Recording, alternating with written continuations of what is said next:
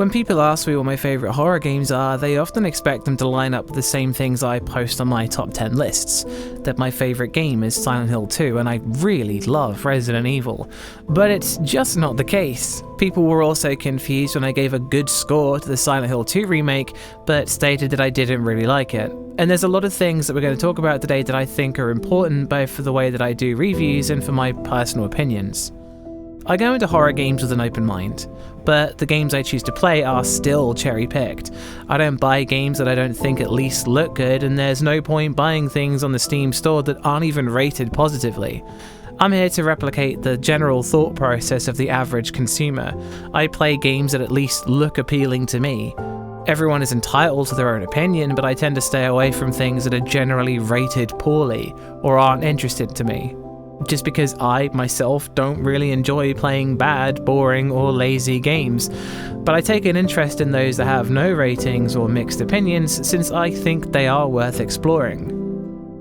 That being said, there's been loads of games I've played since the channel started that I've been conflicted on, between what I'm trying to rate the game on, its horror content, versus the aspects of the game that I legitimately like. I don't really like The Evil Within.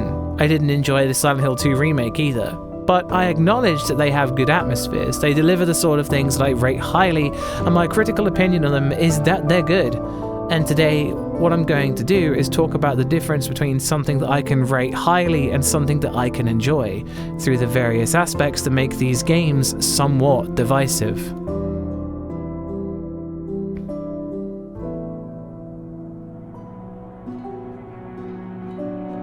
Graveyard Shift is a game I picked up for very little in 2024, and it's probably one of my favourite horror games.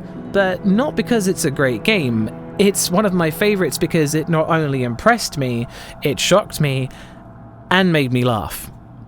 You play as a security guard doing his first shift in a graveyard that supposedly homes the remains of several famous people, which is why you're hired to guard it, and make sure that nobody does anything to the bodies. It's not a particularly deep premise. Putting you in a spooky graveyard overnight is a recipe for disaster. It's a game. Something is bound to happen. The game does a great job of building up these tense moments as you walk around the graveyard, examining things. There's a lot of anticipation, and the game's strength is using its atmosphere to draw you into things that will definitely happen, which is something that I praise a lot in games. But the way the game executes its scares is so over the top, so silly and so unrealistic that even its most sincere attempts at trying to frighten you sometimes fall over itself. Not to disregard it, since it still has a jump scare so good that I was thinking about it for days afterwards.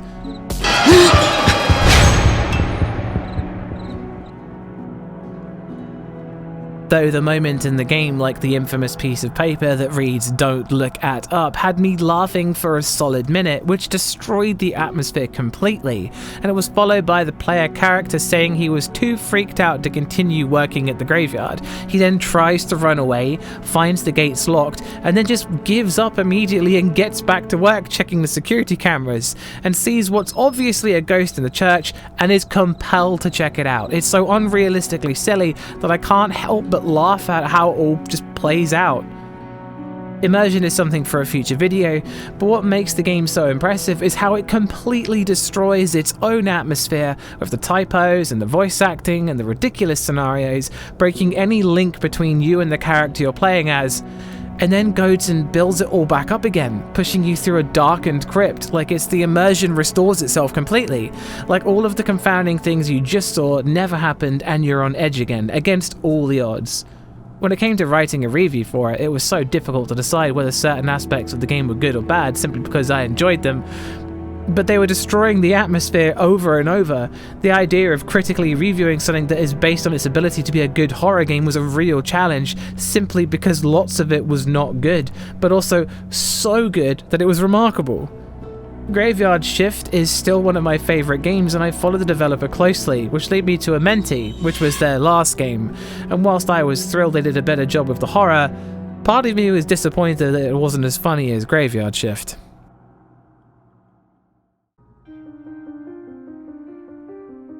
There's a big debate that rages constantly about empowerment in horror games, whether it's better to be able to fight back against your foes or simply run away from them. If you ask me what I find more frightening, I'd say that it really depends. Running away from enemies is definitely scarier in Amnesia: The Dark Descent, but fighting back is scarier in Stalker and Lost in Vivo. Fast, frantic combat puts me on edge when it feels like the slightest thing could cause my demise, but so does thinking I might not outrun an enemy that's chasing me. F.E.A.R both empowers you and lets you feel as though you're helpless. You play as Point Man, a guy who recently joined the F.E.A.R unit, which stands for First Encounter Assault Recon, a paranormal division of the military who deal with oddities and things you can't explain. They're called out to deal with a unique problem, since an experimental psychic soldier known as Paxton Fettel has awakened a series of mind-controlled soldiers that are now under his command, and he's running amok looking for someone. The game has you essentially mowing your way through waves of soldiers, which could be up to 1,000, and it really feels like it, with gunfights being pretty much the majority of the game as you defend yourself against the mind-controlled soldiers. But with bullet time, jump kicks, and guns at your disposal, doing so is not only immensely fun, but incredibly satisfying. The shotgun turns the replica soldiers into a fine red mist, and the spooky lighting and strange events keep things on edge ever so slightly as you creep around boiler rooms and office buildings. The enemies pose a threat in the realms of a first-person shooter, but I personally don't find the combat frightening in the least. It's just too much fun, which is why horror sections of the game have you fighting things you can't even put a dent in or prove themselves to not even exist, with the ghost of the antagonists of Paxton Fettel and Ulmer appearing in different locations to creep you out and show you that no amount of bullets can stop them. Whether you prefer one or the other will dramatically change how you feel about the game, and making something as fun and enjoyable as first-person bullet-time combat is possibly a detriment to how scary the game can be. None of the games in my critical list really had combat that people could call fun, but personally, I like games that are fun, which is why F.E.A.R is on my list.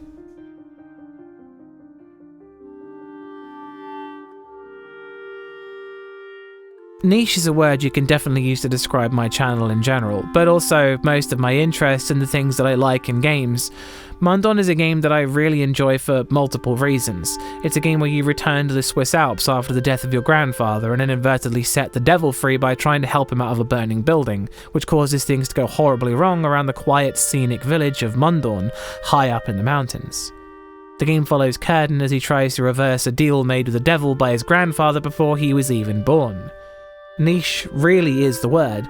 It's a 3D illustrated folk horror game with RPG mechanics, dialogue trees, an open world to explore, vehicle driving, and strange supernatural elements alongside colourful characters. Its horror mostly comes from the bizarre nature and Swiss folk stories that make up its enemies, but also the unsettling encounters. The enemies in Mundaun to begin with are the straw men, though this changes later, and their way of attacking Curtin is to cause straw to grow over his skin, which feels like he's being turned into one of them. Seeing the straw cover his vision and watching it recede when he walks away from them is something I find personally horrible. But I can totally understand how this could have little to no effect to anyone else. The things that I like about Mundaun are different from the things that I appreciate as a reviewer. I love the parts of the game that aren't even horror, spending the night in Curtin's grandfather's house, eating cheese and bread to get stronger, brewing coffee to be less afraid, tuning into the radio station and listening to the jaunty music of mountain folk singing. In the review I stated that staying the night in Curtin's grandfather's house gave off a feeling of being unsafe, thanks to the monsters that lurk outside. But playing the game recently, there's something relaxing and reassuring about this feeling that you're doing okay by keeping busy. For a moment, the horrors you've seen outside all go away, and you're living a simple life in the mountains. And maybe some part of me wants that too. It feels more like I'm hanging around in Resident Evil's save room with that familiar feeling that nothing can get to you. I also spoke of how you can race the little girl Florina down a hill in a sleigh. There's parts where you can follow a toy train through an underground tunnel to find a secret diorama of the meeting your grandfather had with the devil, and even following the ghosts of former soldiers along the lake where you can only see them in the reflection of the water. It all had this enchanting sense of endearment, that the world is filled with both kinds of magic, which whilst it's something I really like, it's also something that I don't consider a positive thing for the horror either. I firmly believe that you need to have a break from horror, but too much and the game is losing its grip on being scary. Mundaun is a game that I love that really challenges a lot of the things that I talk about in the reviews and essays as something that really balances the horror and the endearing fantasy, though sometimes the scales tip the wrong way. A question that I ask myself a lot when playing games for the channel is often whether the audience will question whether it's a horror game or not, if the horror content is too low, and Lunacid is definitely a game that follows into that grey area of having parts that are definitely horror, but also parts that very much aren't. It's a game where you explore a place called the Great Well after you're thrown in. It's a first-person dungeon crawler and RPG where you level up your character and find new weapons, explore dark and mysterious places, and uncover a story of what went on in the well. The soundtrack is great and its atmosphere is incredible, really following closely to the inspiration of Kingsfield that it's proudly based on. I had no clue it was a horror game until after a certain point in the game when a friend turned around and told me that the Steam store page said it was horror, which was perfect since I was already playing it. In my opinion, one of the best things about playing games that aren't strictly horror like Lunacid is that it's free to approach things from different angles that strictly horror games tend not to. An issue that I have with some horror games is that a lot of them end up copying each other and only sometimes innovate on the same design, which, whilst it is a natural part of the progression of any kind of genre, it's just when you follow that sort of thing closely you start to see a lot of patterns and it can end up feeling samey. Lunacid isn't trying to be a horror game as much as it's trying to emulate the early FromSoft titles like Kingsfield and Shadow Tower, and it sprinkles in the horror that naturally comes from slow-paced dungeon crawling through unknown areas. It is really refreshing to take a step away from haunted houses, dark hospitals and forests and go and explore an underground blood river with a giant creature walking through it, or a castle full of vampires. And in a similar way to Mundaun, reviewing something that has a great atmosphere, even if its atmosphere isn't primarily spooky, can be hard to gauge based on the system that I use to rate games. Rating the atmosphere can be hard. It's not always so clear-cut as is the atmosphere good, but the question should be, does the atmosphere benefit the horror?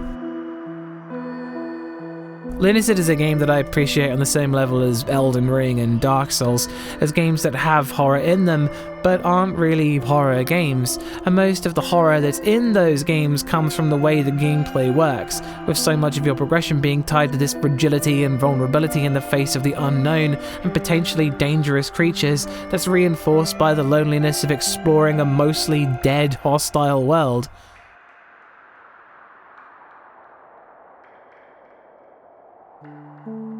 The combat is all that separates you from your continued exploration and your horrible demise.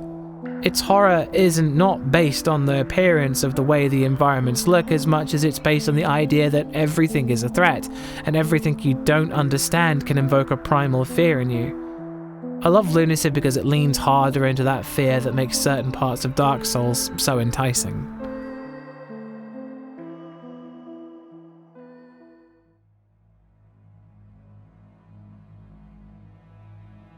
Until Dawn is a game of what feels like infinite possibilities, but it's a game that I almost always play out the same way: try and save everyone. The premise is that a bunch of kids reconvene on a mountain a year later after the tragic deaths of two of their friends, two sisters. Their brother Josh, whose father owns the mountain, decides to try to bury the hatchet and invite his friends to the mountain, even though it's arguable that they caused the death of Josh's sisters to begin with.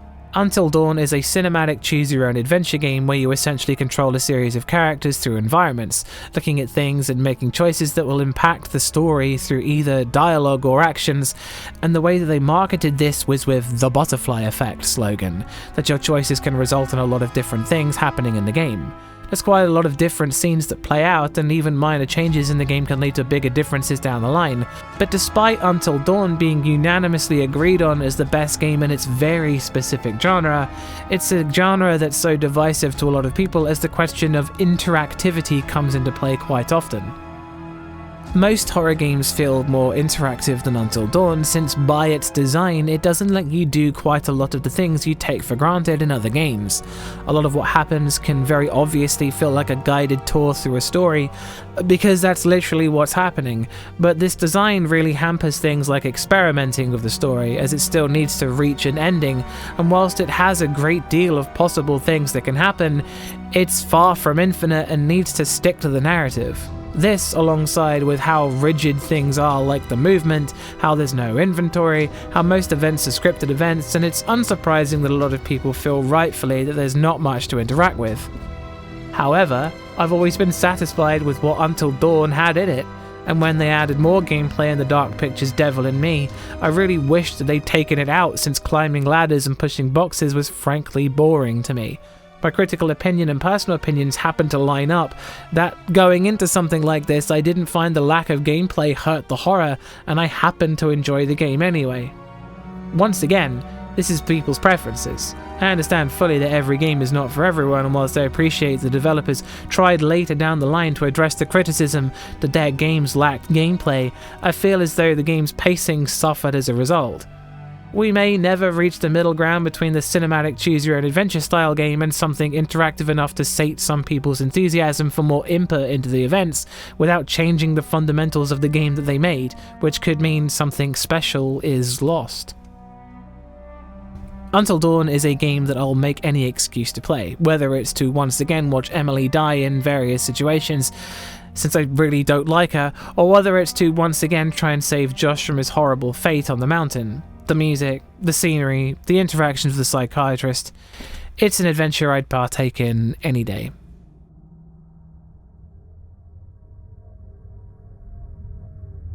Predictability is something I talk about now and then as something that can make or break an experience. Knowing what's coming up ahead is something that can very obviously ruin many facets of horror, and a game I often talk about very positively in this regard is Stalker: Shadow of Chernobyl. You play as an unnamed stalker in an alternate timeline Ukraine, where the Chernobyl disaster played out very differently and led to giant expanse of mysterious radioactive wilderness and compounds, with new laws of nature, anomalies and mutants, as well as other stalker gangs and factions roaming the zone trying to find artifacts to sell and things that they believe in. The game is a first-person shooter with survival elements, and it's pretty unforgiving. The game doesn't pause when you open your inventory. A headshot can kill you and your enemies in a single shot. You can bleed to death from a gun wound you got 2 minutes ago. You can get sucked up into anomalies and explode. You can be defeated by a pack of dogs, starve to death, jam your gun and die from radiation exposure. And really, the zone is realistic in the ways that a normal human being wouldn't stand a chance in them. But for quick-saving individual playing them, you're practically a god, even if you don't feel like it. The beautiful thing about the zone is how reactive it feels as a world, with roaming NPCs who explore at their own pace and interact with other factions and mutants freely. It makes the place feel alive. The sound design gives the impression of things happening in the distance, and it's an impressive front. It can really be especially a grueling experience, but more importantly, it's very unpredictable. The beauty of a truly organic world is that you don't know what's going to happen, and the horror in Stalker comes about organically as well.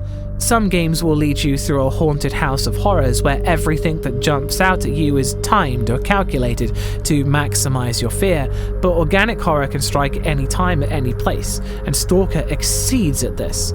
Even though you know some things will inevitably contain horrors, there's no way going into an abandoned science lab deep underground isn't going to have some kind of horror in it, but it's how unpredictable the AI opponents are that leads to the panic of suddenly having to fight for your life against an enemy you accidentally walked into whilst creeping around in the dark. But for every strength that Stalker has, its organic gameplay balances what happens on a coin toss. You may find yourself in a terrifying scenario that came about organically, but if you die and reload the game, you may find that it doesn't do it again. It's not going to play out the same way every time, and whilst critically I can say that it has the potential to be frightening, I don't always end up in the scenarios myself, or I might find that nothing much happens in a specific area, but someone else might find the area the most frightening part of the game.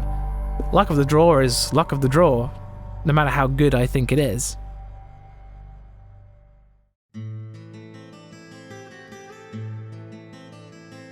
Deadly Premonition is a third-person open-world horror game where you play as Special Agent Francis York Morgan as he travels to the quiet town of Greenvale to uncover a killer that's recently slain an 18-year-old girl. It's a bizarre game that comes together and works even though a lot of it shouldn't. Deadly Premonition is almost the definition of so bad it's good, with lots of bizarre moments and questionable decisions in executing its horror. As a reviewer, I'm supposed to look at these moments, since all I do is rate the horror, and shake my head disapprovingly at the game's attempts. But it's so endearing, and characters like Special Agent Francis York Morgan are so likeable that I can very easily forget that the game's horror moments are so few and far between, so that when something does come around that's surprisingly good, I'm left far more impressed than I would be otherwise. It's ultimately an open world game with a lot of opportunities for silly side activities, random character encounters, and not very much in the way of horror at all, as long as you're just exploring Greenvale at your leisure. When I reviewed the game years ago, I had only just finished playing it for the first time and was ignoring the vast majority of the side content because I didn't have the recording space to waste time engaging with it.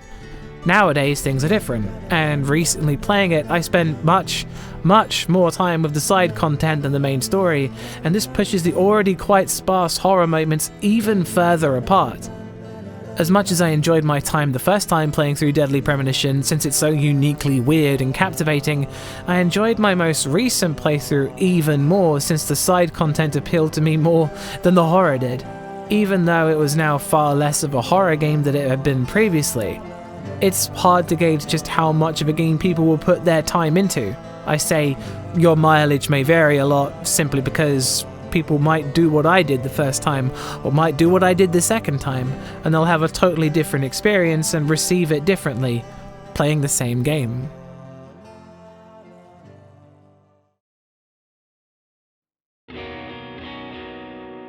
Silent Hill 3 is my favourite Silent Hill game. You play as high school girl Heather as she finds herself the target of a strange cult and sucked into a nightmarish world.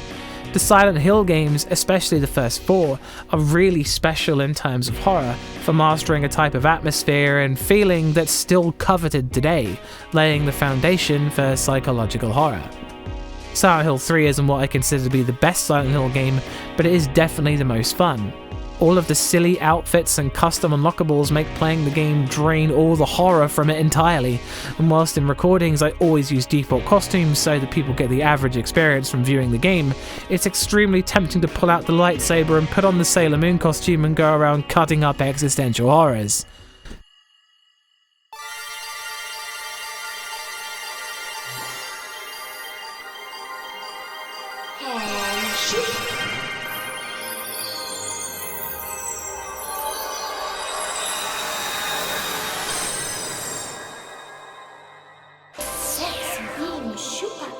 Tone is always something hard to maintain in any kind of horror game, and even the slightest thing can break immersion and ruin the experience. The game's cutscenes wouldn't work the same if I engaged them using the outfits that I could use, like the Sailor Moon one, but my enjoyment of said cutscene would probably triple if I did. It's a shame that more games don't really have the kind of bonus unlockables that made Silent Hill 3 my favourite in the series. There's loads of great unlockables in Silent Hill 2 as well, but the experience isn't really changed because of it.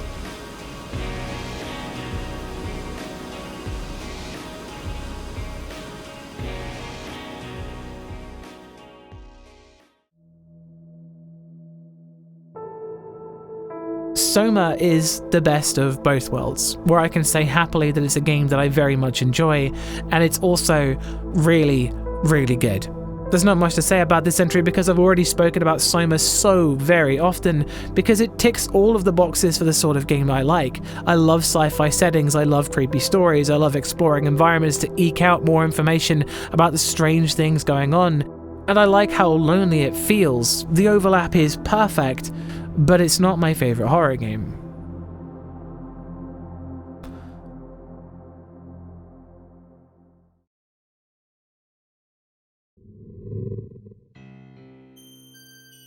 Alone in the Dark: The New Nightmare is one of the first horror games I ever played, and probably the one that I walked away from not thinking very much about it. At the time, it was just a vaguely creepy game. 2 playable characters, Aline Cedrak and Edward Carnby, who both travel to Shadow Island for their own reasons to uncover the secrets and achieve their own personal goals.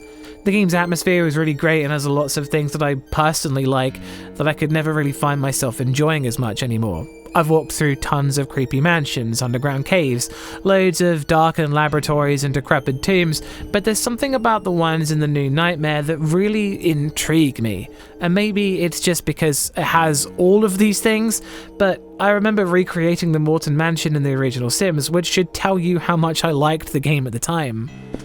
Critically, it never amounts to anything more than spooky. The monsters are a bit plain, the game's basic premise of the whole light versus dark and evil twins genetic experiments is something that I find cheesy nowadays, but I love the weapons and the scenery. I find myself poring over the family history, since somehow, despite some aspects of the story feeling like not much time was put into them at all, other aspects are great. And even though I've read the Morton family history book before, I'd happily read it again. Alone in the Dark: The New Nightmare is a middling game. It's probably the best, most horror-focused of all the games in the franchise, and still, at its absolute best, it only gets about a 4 out of 5. I used to own nearly every port of this game and even have the demo disc I played on PlayStation when it was originally released to the public. I have fond memories of this game and still love talking about some of the aspects of it that are legitimately good, even though there aren't that many, and lots of other games have handled the subject matter better. My critical opinion doesn't change very much as time goes on. The things that were good then are still pretty good now. I go back to play old games a lot for recapture purposes, and I'm always pleased that games like Resident Evil 4 and Attention are still really great games, even if I like them now more for different reasons. Replaying Resident Evil 4 is an absolute blast, and I enjoyed it far, far more than I did when I played it back in 2019 for the original video. There may be a time in the future when my personal enjoyment of the Silent Hill 2 remake and The Evil Within will match the critical opinion I have of them both, but who knows. I'll admit, I really just wanted to talk about my favourite horror games, but I like to think that I made a few decent points in there too. Anyway, that's it for today's video. I hope we can all learn something moving forwards in today's age of extremes.